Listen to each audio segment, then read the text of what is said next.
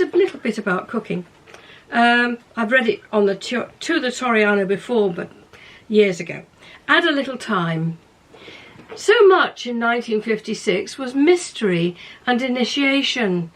At 11, we were initiated into domestic science for our womanhood's sake.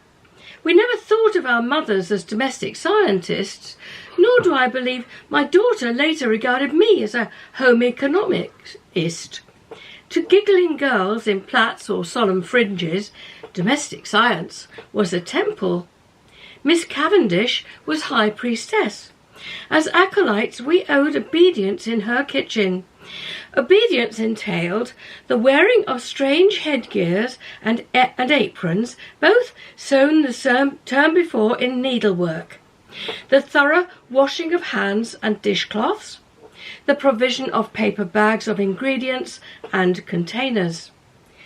Disobedience was punished by exclusion from the mysteries, including the making of rock cakes, the precise weighing, sifting, rubbing in, the libation of water dripped into the bowl, the little piles of dough offered up to the oven's dark heat.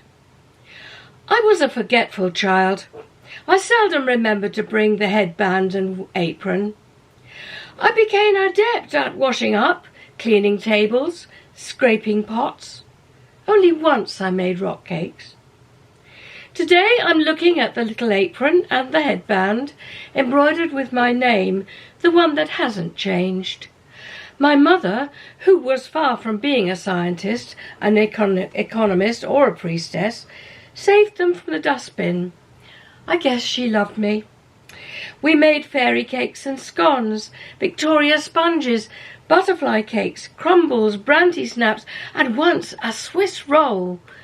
We creamed butter until it was so light that it might fly, melted chocolate, chopped angelica, sprinkled hundreds and thousands, dusted snowy drifts of sugar. And we never wore uniforms in my mother's kitchen. And I've just come across a really old one. I was doing a series called One of Those Days. It was one of those days when... This is called One of Those Nights. I don't think I've ever read it aloud before, so I'm going to have a go at it. One of those nights. It was one of those nights when the moon was a bright token, a silver coin that we would spin, and on its fall win, always win, the love that in the day we'd spoken of.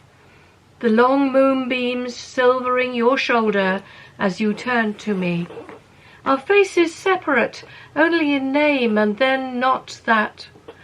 Our fingers searching skin and finding satin, rippling muscle, softness of hair and lips, effortless flow, limbs suddenly fitting spaces, congruent, inevitable, pleasure arriving like a long-awaited guest, invited in, making conversation wordless, intense, moonlit, one of those nights.